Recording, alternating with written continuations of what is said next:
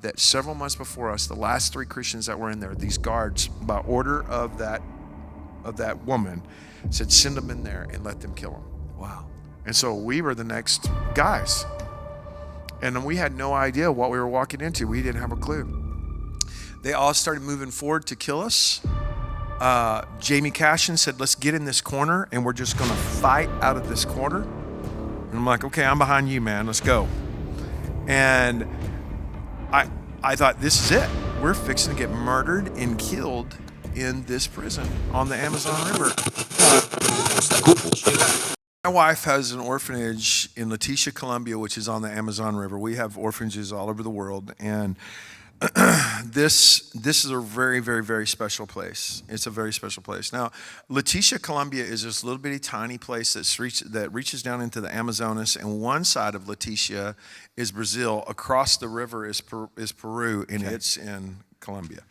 And so when we're down there, and we go down there every year, we take tons of people down there with us, do all kinds of work all up and down the Amazon River. And I love the Amazon. Amazon is just a hoot. And I'm a fisherman, and we go fishing the whole time we're down there and catch piranha and do all kinds of fun stuff. And so we're down there, and we were doing this. Well, there's a prison that is there. And we're talking about a Colombian jungle prison. And I've been in prisons all over the world. I've been in prisons all over Africa, all over Mexico, all over Central America. But I want to tell you, this prison that is just outside of Leticia, Colombia, on the Amazon River is bad.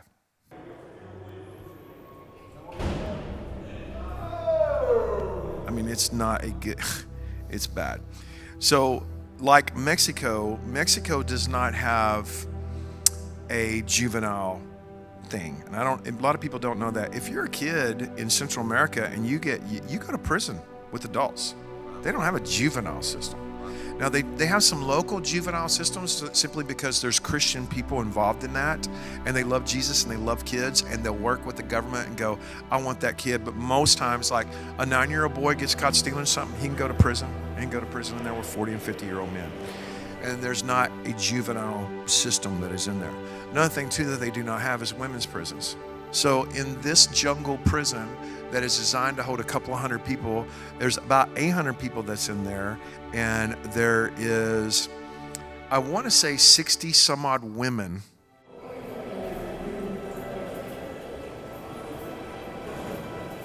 that are in the same general population with 600 men.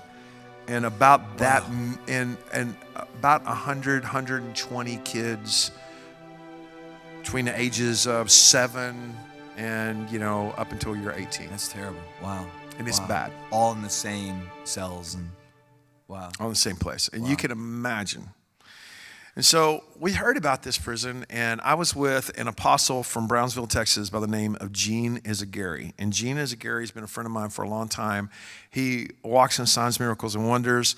There have been 4 times in my life I've seen somebody healed of blindness, complete, total blindness, and I was with Gene all 4 times. Wow. He's been with me to India and to Nepal. He's been with me all over the planet Earth, and I'm tracked with him all over Mexico. And I also had a good friend of mine named Jamie Cashin, and Jamie was with me. Jamie is a 9th degree black belt and runs around with Chuck Norris and all these guys. And he's a hoot, and he and I were childhood friends, and we grew up together. So he went on this missions trip with me, and I said, man, let's go in that prison. And so we found out about it. We put together 72 bags that had soap in it, had all kinds of stuff in it. And so let's go in there and let's find 72 prisoners and give it to them. And when we got up there, we put in for it. And number one, the culture of this prison was just so dark. And we were already, we're waiting. They're like, well, you're going to have to wait and see the warden. And I'm like, okay. And just in talking to the guys, hey, man, I got some, because I always take bags for the guards as well, and say, hey, I got you some special things. I got this, I brought this for you and for your family, and all the guards come over. They're like, cool. I'm like, yeah, we want to get in, man. We want to preach the gospel of Jesus to these guys. Are you guys going to be cool? And let us, yeah, we'll let you in. But you got to talk to the warden. A few minutes later, this motorcycle comes pulling up, and this woman who has the worst sexual spirit I have ever come across. She looks just like Jessica Rabbit. And without describing her, she looks just like Jessica Rabbit.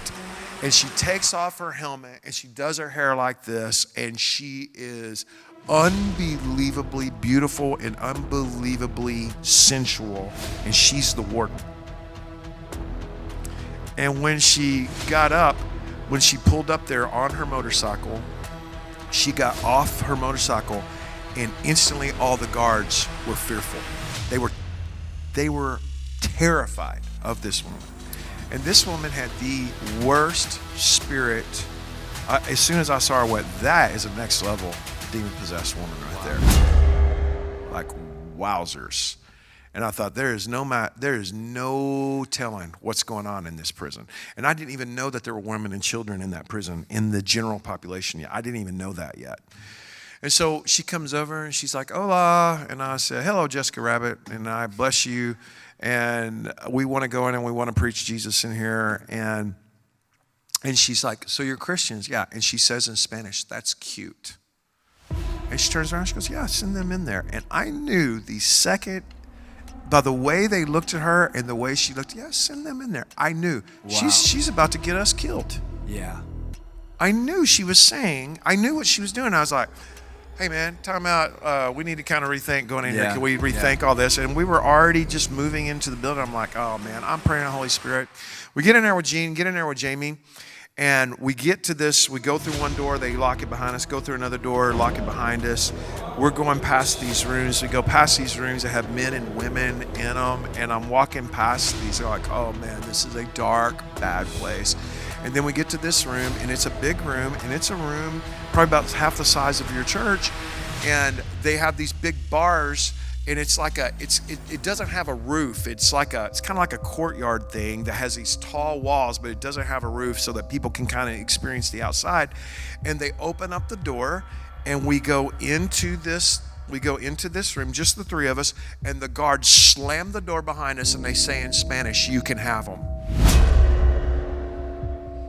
And I'm like, what'd he say? What'd he say? And Gene's like, he said, you can have them. And I turned around, and these guys were looking at us through the bars, and they started laughing their heads off at us like, we're about to watch you guys get murdered. And instantly, these guys that were laying around, all that, they started moving kind of weird and started kind of going like this, and we started saying very terrible things. And I was like, rut-row, this is not good. And right at the before I tell you how God intervened, I want you to know that several months before this, 3 Christians had come in. They had took them into that room, and they had raped and murdered those people to death. Now, nobody bothered to tell me this before I went into this prison, which would have been very helpful information, by the way. And I was like, you have got to be... I give you my word as a man of God that several months before us, the last 3 Christians that were in there, these guards, by order of that woman, said, send them in there and let them kill them. Wow. And so we were the next guys. And we had no idea what we were walking into. We didn't have a clue. They all started moving forward to kill us. Jamie Cashin said, let's get in this corner, and we're just going to fight out of this corner. And I'm like, okay, I'm behind you, man. Let's go. And I thought, this is it. We're fixing to get murdered and killed in this prison on the Amazon River. And all of a sudden, Gene Izagara said, the power of God is in this place. El poder de Dios está en este lugar. He yelled that, and instantly there was like a boom, like a sound that happened in that room that I can't really explain. But it was just like a boom. There was an atmosphere shift and change in the room, and gold showed up on everybody. And Gene told him, you need to sit down, you need to be quiet. God is in this place and he ain't playing with you. Wow. And he started yelling at them, and everybody sit down, and they just started going, what's going on? What's going on? What's going on? I'm just standing up against the wall. I'd never seen anything like this. I'd never experienced anything like this before. And Gene's like, so God sends us in here? You guys going to murder us and kill us? That's what you think you're going to do? You're not going to murder us and kill us. The Spirit of the living God has sent us down here. And the spirit that comes from that Jezebel warden, and we could see her Wow. We could see her, and the guards looking They're through, just they were all watching. going to be They're watching. entertained by how we were about to be murdered. And he's like, let me tell you something. God's taken away the authority of that Jezebel warden right there. And I'll tell you something, all of you guards, you better get ready to repent because the Spirit of the Lord is moving this place. And he's speaking in Spanish. And God began to move. And for 2 hours, we prayed and prophesied to these people. And God gave us a word for every single person that was in that place. Every single one of those guys either gave their heart to Jesus or said, I want to surrender to God in some way or another. The guards were crying. The guards were terrified of us. The guards are like, we're sorry. We apologize. We're sorry we did that. Our boss made us do that. We're sorry. We didn't know. We didn't know. We didn't know. Wow.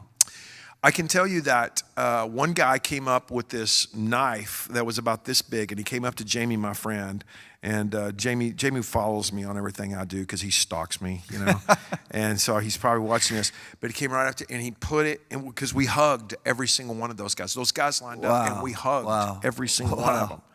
And he put this thing in he put this thing in Jamie's stomach and said, "This was what I was going to kill you guys with," and gave it to him. Wow. Yeah, the Spirit of God moved in a way that the spirit of murder in that prison was overwhelmed by the holiness of God in a second. It's incredible.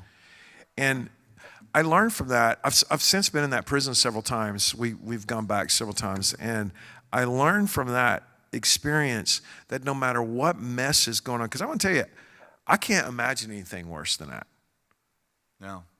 I cannot tell you how scary it was, and I can't tell you how sickening and horrible it was. It was like, okay, this is not good at all. And I can just remember going, okay, wow, man, okay, here we go. And just kind of settling into the reality of this is how we're going to be murdered, and this is what's going to happen today. And all of a sudden, God changing it with his holiness. Changing the whole momentum, changing the atmosphere of the room, changing the attitude of everybody there, changing the reality of what was going on from one thing to another thing in an instant, in a second, and nobody questioned it. Nobody went, hey, wait a minute, nobody did that. Everybody like, we're done. And I can't explain it. It was just a boom. So we went back the next year, and I invited a bunch of my team to go with me. Like, come into this prison. We nearly got killed. You're going to love this place. You're going to love it. And by the way, the Lord did a great work and got that Jezebel rabbit out of there. Wow. And she was gone. We went back the next year, talked to the new warden, said, you're not going to try and kill us, are you? Because the last warden tried to kill us. And he's like, no, I heard about you. By the way, we put together 72 of those bags, and there were 72 guys in that room. Wow. And there was exactly the exact number of bags that we had brought in there. The Lord had a gift for every single one of those guys. So we go back the next year, and I took Jerry with me, my executive pastor, and we told him, he's like, man, I ain't never seen no gold or nothing like that. I don't know if I'll ever be able to see any gold or anything like that. I'm like, you're going to see. You'll see, man. So we go down there, and the bottom line is we get in this stairwell, and it's still a bad prison.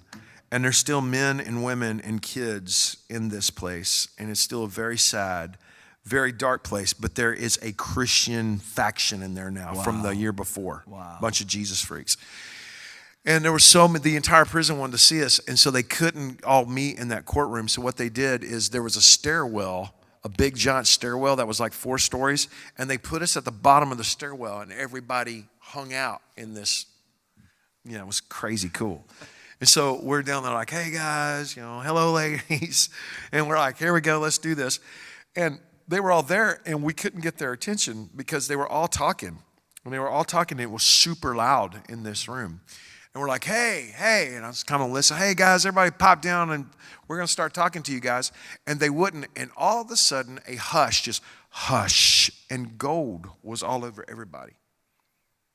And I'm like, Jerry, you seeing this? He's like, I didn't think I would ever see this, man. He's like, what is this? I don't know what it is. It's the tangible presence of God that is manifest in something that looks like gold. I don't know why God would do that. I have no explanation for it, but I want to tell you, it's got everybody's attention. They're being quiet. Let's reach them off for Jesus.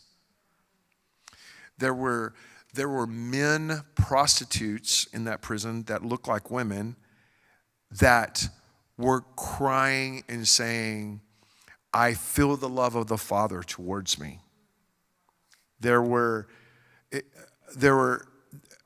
It was incredible acts of redemption were taking place in this stairwell while we were there. It's amazing. So I would just say this about just the thing that I learned from that miracle is how that if you really go after the holiness and the presence of God, Yes. how that the presence of God and the holiness of God can change an atmosphere in a moment and change the reality of something into a completely different reality. And I've seen that happen. That's incredible. What an amazing story. Thank you so much for So sharing. welcome, man. Thank you. Wow.